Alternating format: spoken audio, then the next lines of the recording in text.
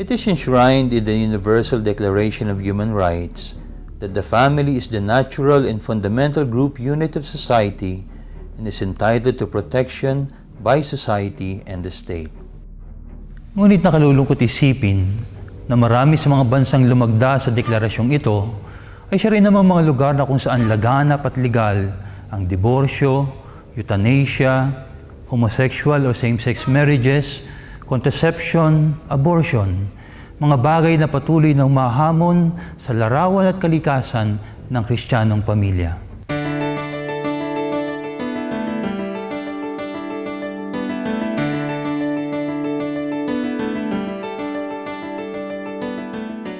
Dahil dito, sunod-sunod na ang mga dokumentong pampamilya ang ipinahayag ng ating simbahan upang tulungan tayong tugunan ang iba't ibang mga isyu na kinaharap ng bawat pamilya. Hindi exempted dito ang ating bansa sa mga suliraning ito.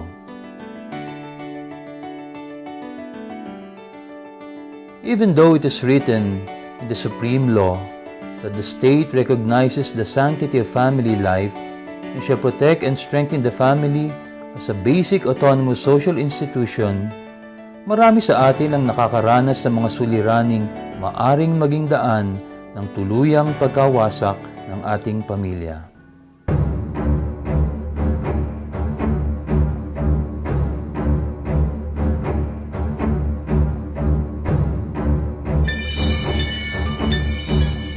Sampung taon matapos ang Second Plenary Council of the Philippines, idinaos sa Archdiocese ng Maynila ang National Pastoral Consultation on Church Renewal noong Enero 22 hanggang 27, 2001.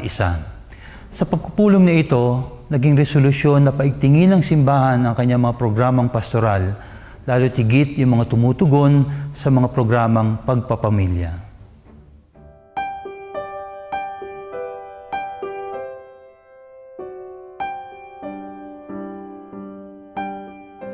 Bilang pagtugon, sumulat ng isang liham pastoral ang dating kardinal ng Pilipinas na si Jaime Cardinal Sin upang tukuyin ang mga family issues na ito at bigyang diin ang pananaw ng ating pananampalatayang Kristiyano sa buhay pagpapamilya.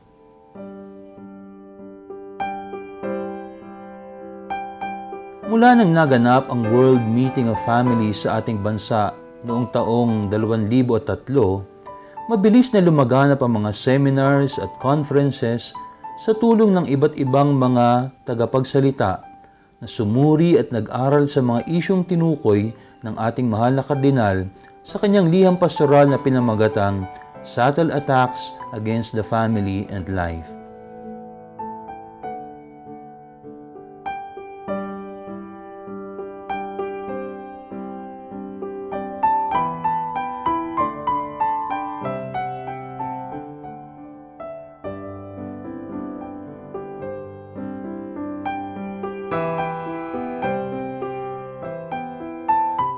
Bilang pagtugon sa mga hamong iniwan ng liham pastoral ng dating Arsobispo ng Maynila, Jaime Cardinal Sin, inilunsad sa Archdiocese ng Maynila ang programang SAFE o Subtle Attacks Against the Family Explained. Ito pong SAFE seminar ay binubuo ng mga 7 mahalagang paksa na tumutukoy sa mga bagay-bagay hinggil sa buhay pagpapamilya tulad ng demography, human sexuality, the gospel of life, New Age spirituality, pornography and violence in the mass media, sex education, at marriage and family according to God's plan. Ang SAFE seminar na ito ay ngayon ay pinagpapatuloy ng Ministry for Family and Life of the Archdiocese of Manila. Ang ating minamahal na pangkasalukuyang Arsobispo ng Maynila, Gaudencio Cardinal Rosales, ay buong pusong sumusuporta sa mga programang nagpapatibay ng pamilya. Ito lamang ang paraan upang mapagtibay din natin ang ating lipunan at simbahan, sapagkat ang pamilya ay tinaguri ang pangunahing unit ng lipunan at bilang munting simbahan.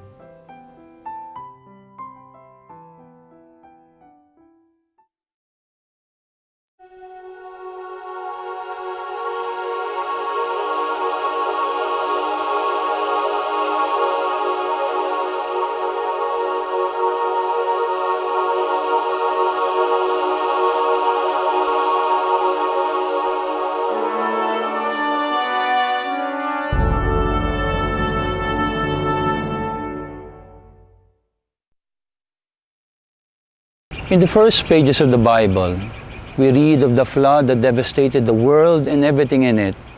But Noah and his family were saved because they were safe aboard the ship that God instructed Noah to build. In the New Testament, the apostles too feared for their lives as they were tossed about by winds and waves one violent night on the sea. But they too were safe because Jesus decided to be with them. Today, the family and individual men and women are experiencing a new kind of flood, a different kind of winds and waves, all of which obscure God's vision for the humanity and the family. The flood of error, of misunderstanding, of ignorance, the violent winds and waves of moral relativism. But we too, just like Noah and the apostles, can be safe if we remain safe aboard the ship of God's will for humanity and the family. I am Father Joel Hason, Minister for the Ministry of Family and Life of the Archdiocese of Manila. Welcome to our program called Safe Aboard, a series of educational Catholic videos instructing the family on the different issues affecting the Filipino family of today.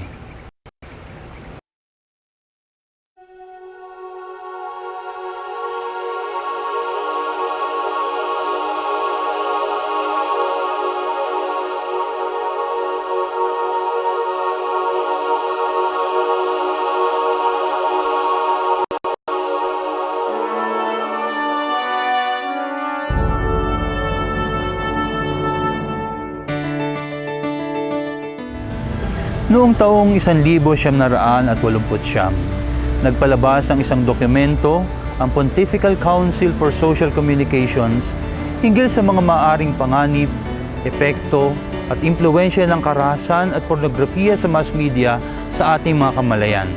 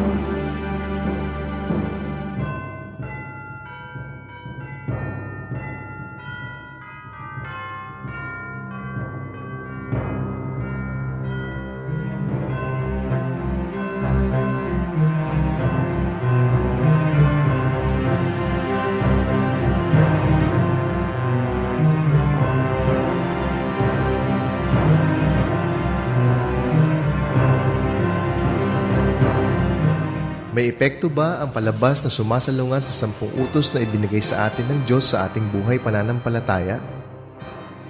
Ang media is transgressing already a lot of the Ten Commandments. Marami sa mga Ten Commandments yan. Especially presentation ng mga values. So, ang pagpatay para bang hindi, misa sa salita lang, nakaka-apekto yan sa mga viewers. And ang kasalanan ng media, pero siguro tinatawag tayong, uso na ngayon yung word na hindi lang personal sin, Personal sin, meron na ngayon tinatawag na structural sin. I think meron din tinatawag tayong media sin. Sin of the media. At ano yung sin of the media? Ito yung inducing people or luring people to sin. Ano? Kasalanan ng media yan. Ano? Lumalabas yan sa dialogue ng mga conversation sa mga dramas, no? Yung mga papakita ng katawan, ano, na hindi dapat ipakita, mga scenes na nakaka-attract ng mga kabataan na gumawa ng masama, and idolatry. Idolatry because of money na napoproduce out of these things. Tungkol naman sa pornography, napakasama na ng nararating nito lalo na sa new media. Sa mga internet cafe, hindi natin alam kung ano ang mga isinasagawa dito. At ang kasamaan nito at ang malungkot na parte nito ay wala tayong sapat na batas dito sa ating bansa upang ito ay talakayin at bigyan sana ng paraan na masupil ito. Sa dahilan sa kakulangan ng tamang ordinansya o di naman batas, ay ito ay napaka-flagrant at ang biktima nito ay siya ring mga kabataan natin. Nangangahulugan na kulang ng pagtutuon ng pansin sa panig ng ating mga may kapangyarihan at sa panig ng mga institusyon kagaya ng simbahan, ng pamilya, lalong-lalo na ang mga magulang at maging din sa mga paaralan.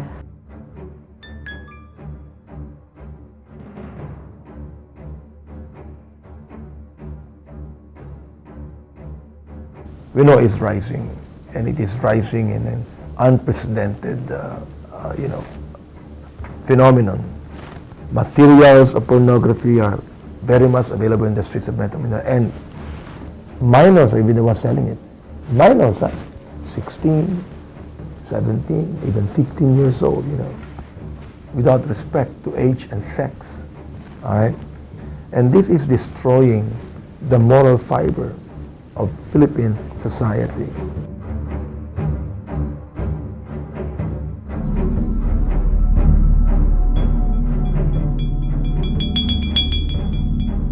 Ang paggamit ng violence sa mga pelikula ay napakalawak na at marami na tayong naririnig ng mga reklamo magmula sa mga magulang na ito ay hindi maganda para sa kanilang mga anak. This concern has a lot of good reason. Ang pornography, alam natin pornography, banned. Pero ang violence, pumapasok siya subtly in the guise of action films, no? So, papakita sa'yo, ano yung pinapakita sa pagiging makitid ng isip ng isang viewer, nililiitan. Nililimit ang view, may kalaban. Ikaw ang bida, kontrabida silang lahat. Ikaw ang mabait, silang lahat masama. Pag na-develop ito sa normal psyche ng isang tao, what would the society be? Ang iniisip niya, ako lang ang mabait, ikaw hindi. Ako ang bida, ikaw kontrabida. Dahil dito, pwede kitang patayin na kontrabida ka. That's it. Masasabi nating maraming beses na tayong nahulog sa mga patibong ng media o tinatawag sa Ingles na media traps. May mga maling kaisipan o pag-uugaling meron tayo na maglalarawan kung kaano katindi ang impluwensya ng media sa ating personal na buhay, sa pamilya at sa lipunan, lalo na sa pagsasabuhay ng ating pananampalataya.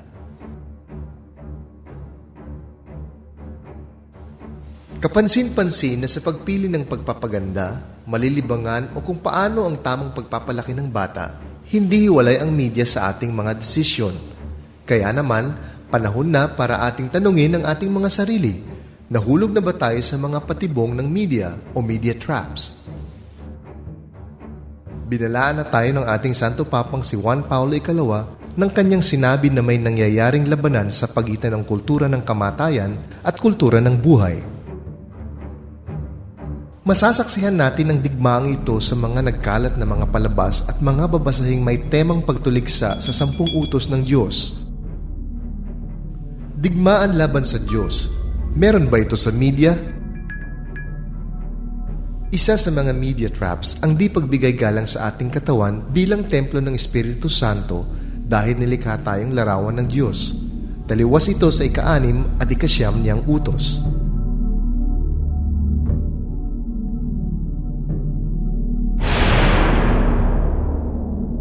Paghubad Okay lang yan. Counter-Strike. Poof! Okay na okay sa akin yan. Bakbakan? Man! Okay! Poof! Oy, hindi ah. Hindi ba sinabi ni St. Ignatius na ang art ay bunga ng imahinasyon at ito ay handog ng Diyos para sa atin? Kaya dapat natin itong gamitin sa mga bagay na makapagbibigay inspirasyon sa paggawa ng mabuti. For this reason, nawawala yung tinatawag nating real art, no, real art of the media in such a way na pwede nating i-capture ang imagination ng mga tao. Ang pinakabuo, bakit ba meron tayong art? Bakit ba meron ganitong mga drama? Bakit ba meron tayong mga pelikula? Hindi ba? Ang pinakapakay niyan ay para maging ganap ang tao, maging buo ang tao, maging dalisay ang tao. Kaya makikilala natin ang puno sa bunga.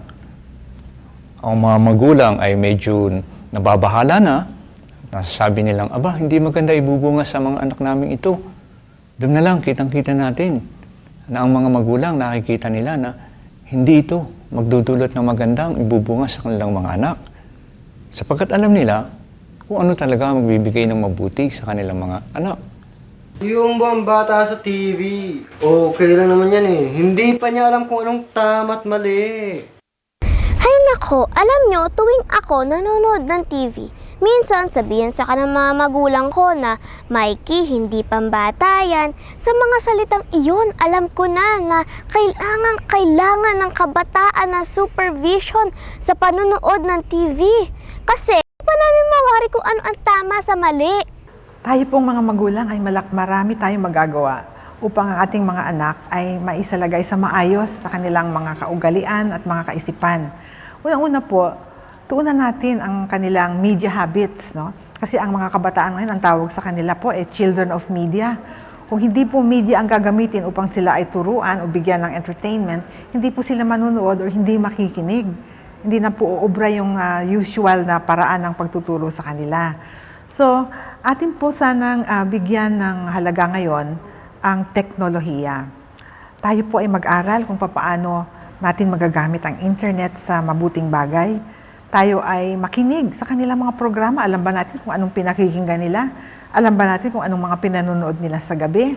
Nandyan ba tayo sa tabi nila kapag sila ay nanonood ng mga pelikula sa television or sa movie houses? Kailangan po nila ng giya, kailangan po nila ng mga rules dahil kung wala po ito, sila po ay parang magiging tuliro at mawawalan ng saysay yung kanilang mga natututunan sa eskwelahan kung hindi isinasabuhay sa ating pamilya. So una-una po, akin sanang bigyan ng pansin yung ating presensya. Ang ating oras para sa kanila. Buhos oras po, buhos puso. Gusto kong gamitin yung salitang yon. Dahil pag nakita po ng ating anak na tayo ay genuinely interested sa kanila, sa kanilang kapakanan, at tayo ay para bang close friend, kaibigan, ang trato sa kanila, sila po ay lalapit sa atin, sila po ay makikinig, magiging close natin sila at makikilala natin sila ng lubusan at makukuha natin ang kanilang confidence. So, presensya po, oras po, at pagtingin sa kanila. Nakapagtataka, mga batang-bata nakagagawa ng krimen. Mga batang-bata, ayan, hindi lang dito sa ating bansa, lalo tigit, halos sa lahat ng lugar. Ganito ngayon ang nangyayari. Mga bata ay nakagagawa ng krimen. Bakit? Saan nila nakuha ito? Sino ang nagbigay sa kanila ng ganitong udyok, gayahin? Hindi magmumula yan sa inyo, hindi yan magmumula sa kanilang mga teacher. Saan magmumula yan? Doon sa kanilang napapanood, doon sa kanilang nakikita.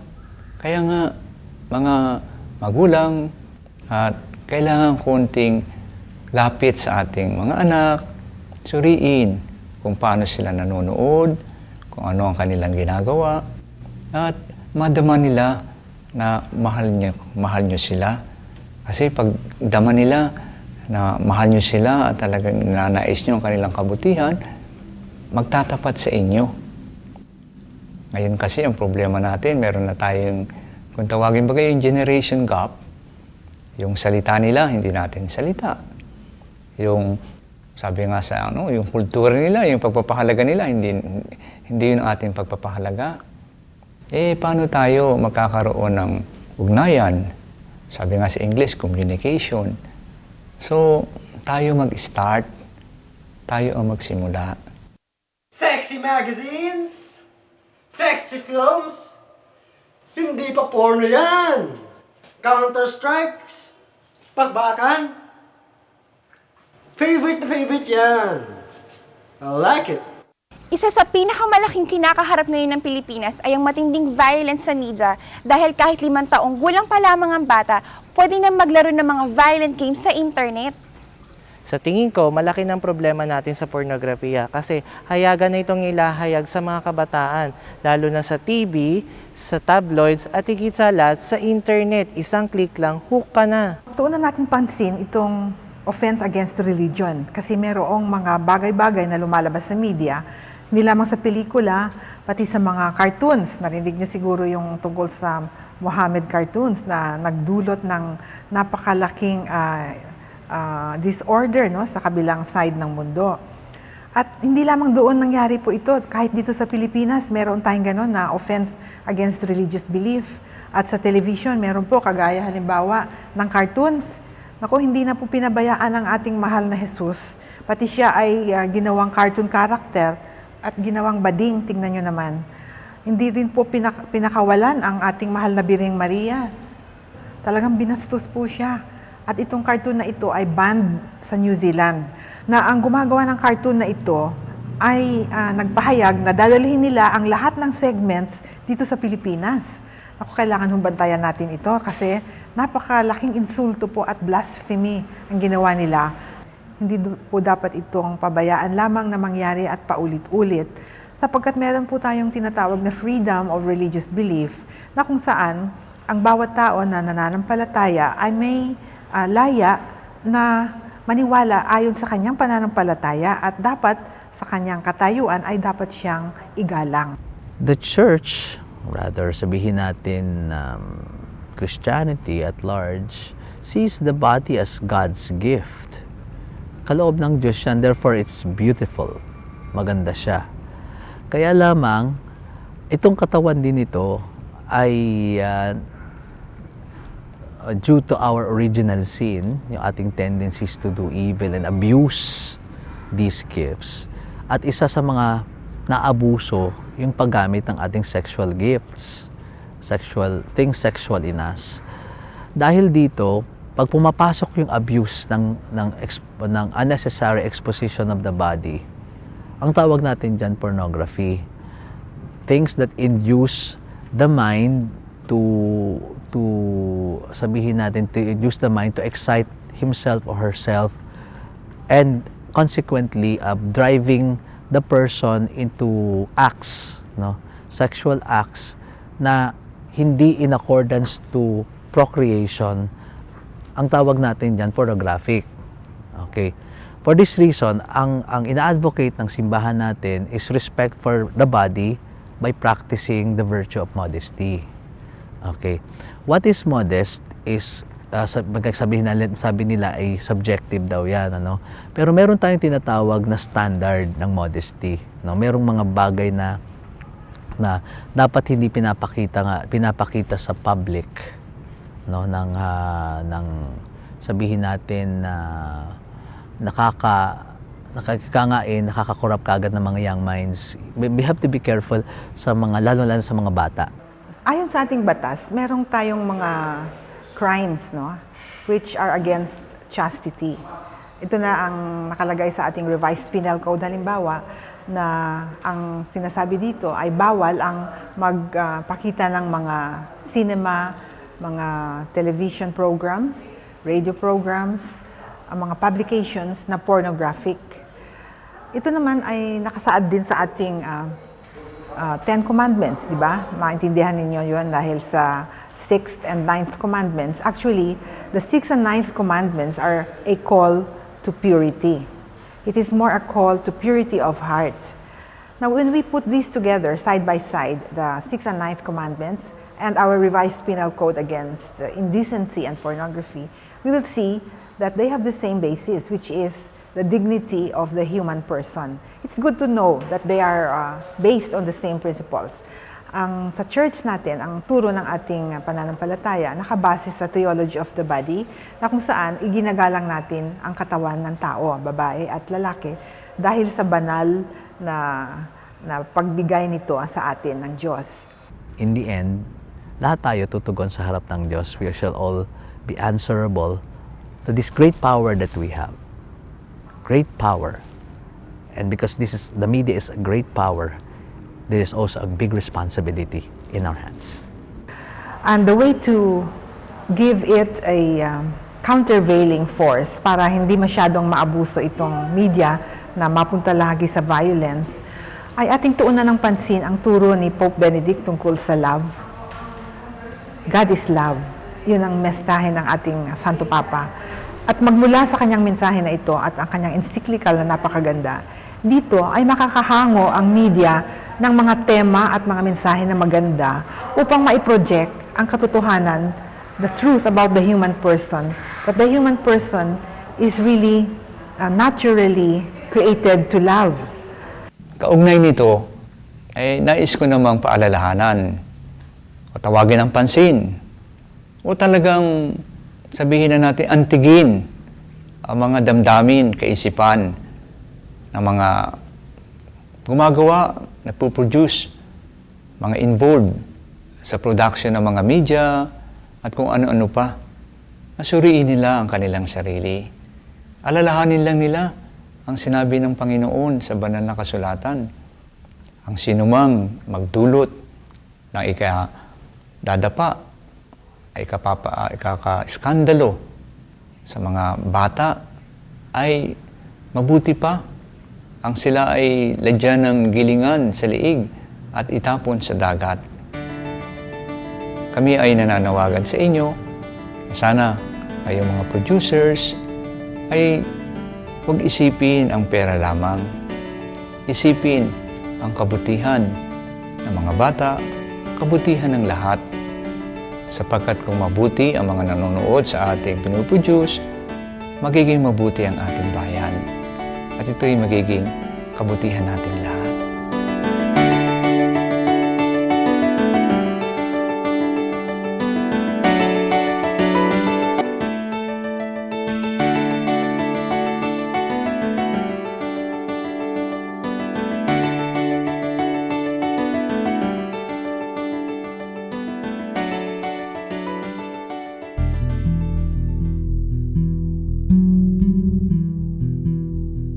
May tinatawag na classification board ang bawat bansa. Tungkulin nito na manmanan kung napapangalagaan nga ba at nabibigyan ng proteksyon ang interes ng mamamayan sa larangan ng buhay media. Dito sa ating bansa, nabuo ang MTRCB o tinatawag na Movie and Television Review and Classification Board mula sa Presidential Decree No. 1986 ng dating Pangulo ng Pilipinas, Ferdinand E. Marcos. Sa classification board na ito, sinusunod ang implementing rules and regulations ng 2004. Ibig sabihin, dumadaan sa masusing pag-aaral at konsultasyon ng mga miyembrong bumubuo ng board na ito ang anumang palabas na napapanood ng ating mga anak sa loob ng ating tahanan. Panahon na para sama-sama nating pag-aralan ang larangang ito ng ating buhay, ang buhay media, bilang isang lipunan, isang simbahan, at isang pamilya. Tulad ng nabanggit ni Pope Paul VI noong 1969 para sa ikatlong taong pagdiriwang ng World Communications Day na may temang Social Communications in the Family. It is time that the family undertake its adjournamento in this area so that with the indispensable cooperation of the school, the family may progressively take care to train consciences to come of their own accord to calm and objective judgments that are offered to them.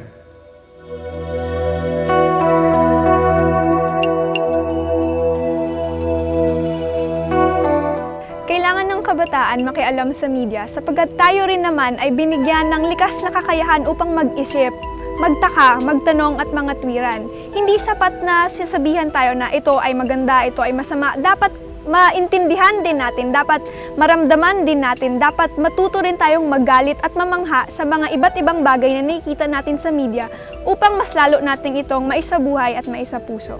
Hindi lang tungkol sa ratings, hindi lang tungkol sa scoop, getting the scoop, hindi lang din tungkol sa mga personal interest, pero kumbaga, yung media na to, alam nila na they're using the media in service of the people, and it's always for the good of the people. Kung tayo mismo ay maging responsable bilang mga media consumer, baka sakaling makumbinsin na rin natin ang media na magbigay ng media na nararapat sa ating mga gusto, at ito ay dapat intelihente at puno ng values at hindi lang ayon sa kung ano ang gusto nila para sa atin. Nakalulungkot isipin na ang Diyos ang nagbigay sa tao ng kakayahang makapagpahayag ng kanyang sarili, ngunit kaya niyang gamitin ang regalong ito laban sa Diyos na may likha sa kanya. Ang ating pananagutan ay hindi lamang sa ating lipunan. Ang ating pananagutan ay gayon din sa ating simbahan. Katunayan, tayo isang bayan ng Diyos. Kanyang bayan. Sabi nga sa pananaw ng Maynila, bayang tinawag ng Diyos, ng Ama, kay Jesucristo upang maging sambayanan ng mga taong may kaganapan ng buhay. Na sa simbahan, tayo ang bumubuo ng katuwang mistiko ni Kristo. At ganun nga sinusulat ni San Pablo sa kanyang sulat sa Korinto, ang sabi niya, ang kabutihan ng isa ay kabutihan ng lahat. Pero ang sakit ng isa, sakit ng lahat. Sakit ng ngipin, sakit ng paa. Hindi ibig sabihin, kung ako ang ulo, kung ako ang mata, sabihin ko, hindi ko na yan sakit. Hindi, sakit natin lahat. Pero ang maganda sa simbahan ay sapagkat tayo nga ang bumubuo ng katawang mistiko ni Kristo, buhay. Buhay ang katawang ito. Nandiyan ang Espiritu ng Panginoon. Ang Espiritu yan ay hindi lang nasa mga naulo, nasa buong katawan, nasa bawat isa sa atin. Hayaan sana natin ang magandang Espiritu ng Panginoon ang makita sa ating buhay at sa ating mga gawain.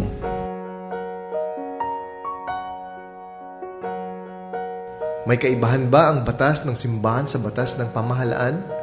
Kung meron man, ano ang ugat nito?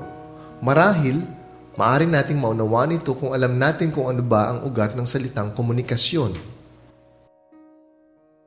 The word communication comes from the Latin word communicare. At yung mismong salitang communicare ay dalawang letter pa nito, dalawang word pa nito, rather tatlo, como, uno, pare. Ibig sabihin nito to make, what is common, one. So when we try to reach one with the other, when we try to be one, that's communication. And basically, ang communication is when we transmit our thoughts, our minds, our hearts to another person. Okay, that is communication. Ang ating communication ay bilang larawan ng Diyos, magandang tingnan natin kung paano nagpahayag ang Diyos sa atin. Ganyan sana ang lahat ng mga nangyayaring palabas, sa media, sa sine, sa mga panoorin, yung kaisipan ng Diyos sa pagpapahayag. Ayan. Alam naman natin sa banal na kasulatan, ang pinahayag ng Diyos lagi ay yung kanyang pagmamahal, yung kanyang pangangalaga sa atin. At pagtitignan natin ang istorya ng kaligtasan, tayo mga tao, hindi yun ang ating tinitignan eh. Ang tinitignan natin ay yung ating pagsuway, yung ating kagustuhan, paglayo sa Kanya. Kaya siguro magandang malaman din itong katanang ito na ang pagpapahayag ay katulad sana tayo ng pagpapahayag na ginagawa ng Diyos.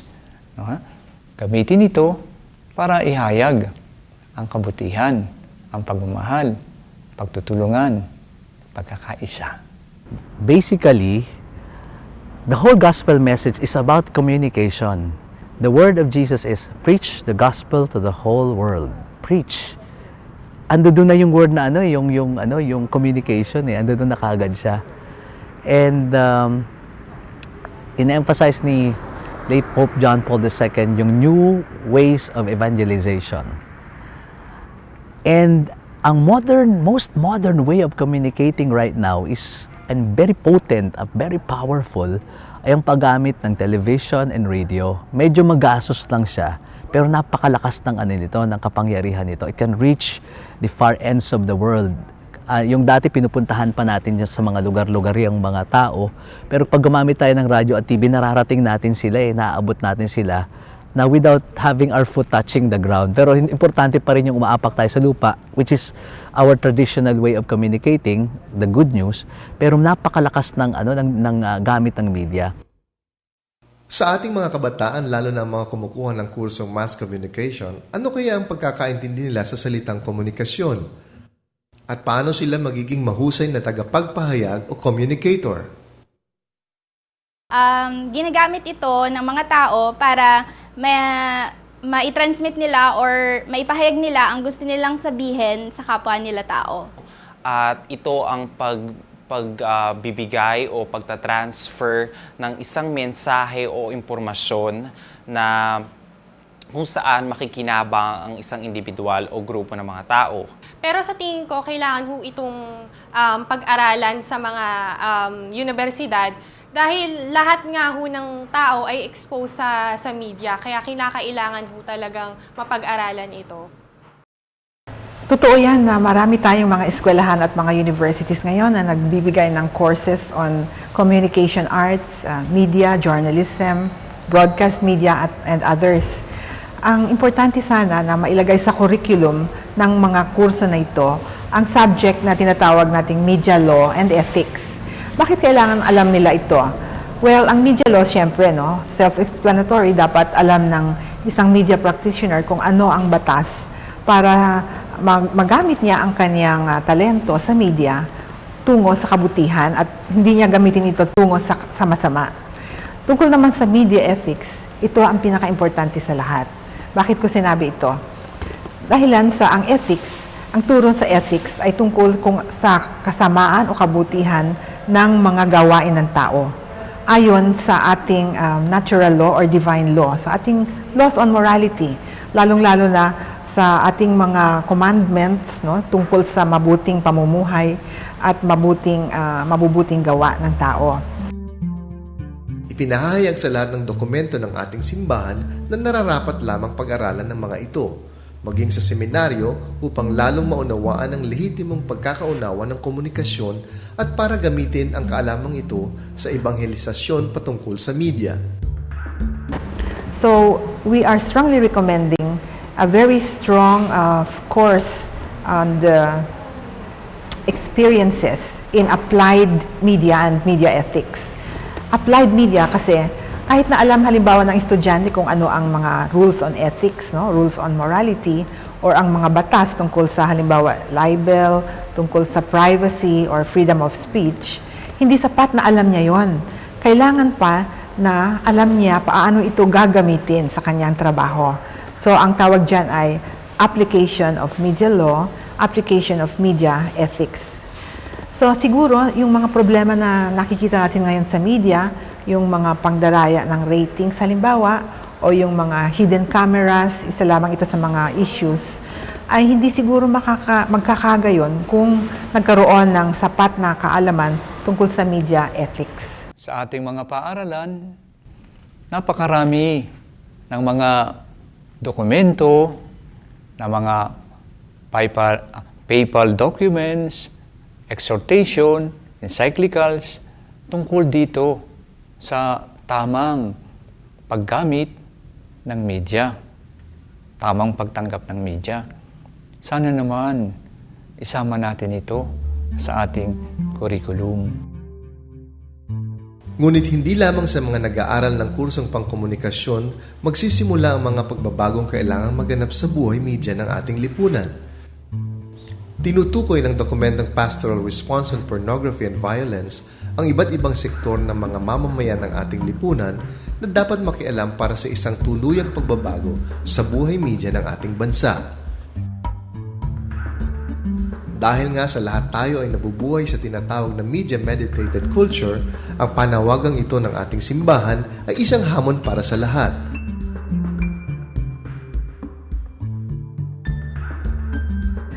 So I would like sana to make this appeal na sana ang ating mga practitioners sa media ay kanilang isapuso ang napakalalim at napakabigat na tungkulin nila sa pagbubuo ng katauhan ng kanilang audiences.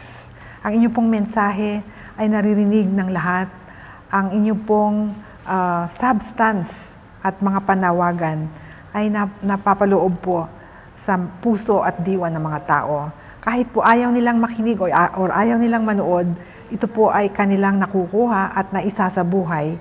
At consciously or unconsciously, in most cases, napapaloob sa kanilang mga buhay at mga pagpapahalaga. Parents should be there to explain. At tayong mga ordinaryong nanonood, hindi lang basta pinanonood lang natin yung palabas tapos tatanggapin natin. Kailangan marunong din tayo mag-critique. At alamin natin kung alin yung dapat tanggapin at hindi dapat tanggapin, at isabihin natin dun sa mga nagpo-produce ng anumang materials, i-criticize natin sila so they would know our thoughts.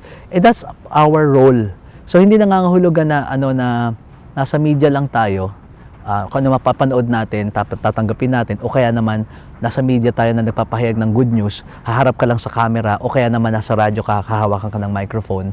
Kundi tayo ay communicators of the good news through media by being catalysts also of yung sabihin natin, i-purify din natin yung mga natatanggap natin through our tubes.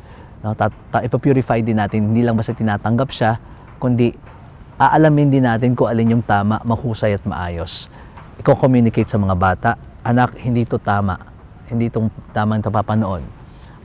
Sasabihin sa mga bata, pag ito napapanood mo, tanggalin mo yan, huwag mo siyang panoorin. I-conscientize din natin yung mga bata, maging yung mga teenagers. Ano naman yung mga bata, pag alam nilang ayaw ni mama na ito, hindi maganda to para sa akin, makikita mo pinapatay nila yung TV.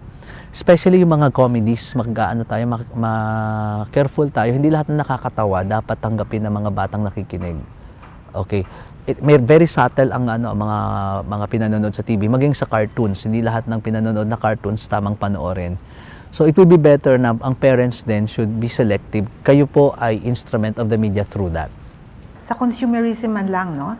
Madali pong paikutin ang isip ng isang teenager, halimbawa, na magkaroon siya ng isang pangangailangan na sa totoo naman na hindi naman niya ito kailangan gawin sa kanyang buhay.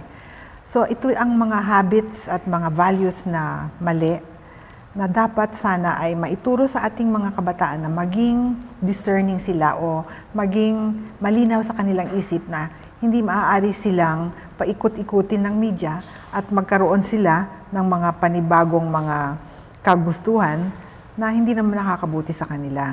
So media discernment is one important thing na dapat ituro sa ating mga audiences, lalo na ang mga teenagers. Tunay ngang nakasalalay sa atin ng pag-asang magkaroon ng pagbabago ang buhay media ng ating lipunan. The NTRCB works through different committees, so with different compositions. So halimbawa, kung ang isang film ay maituon na ma-assign sa isang komite na ang mga miyembro naman nito ay hindi masyadong seryoso sa pag-iintindi ng kung ano ang moral at kung ano ang immoral, ay malamang ang isang film na hindi mabuti ay bibigyan ng pasadong rating. Madalas mangyari yan.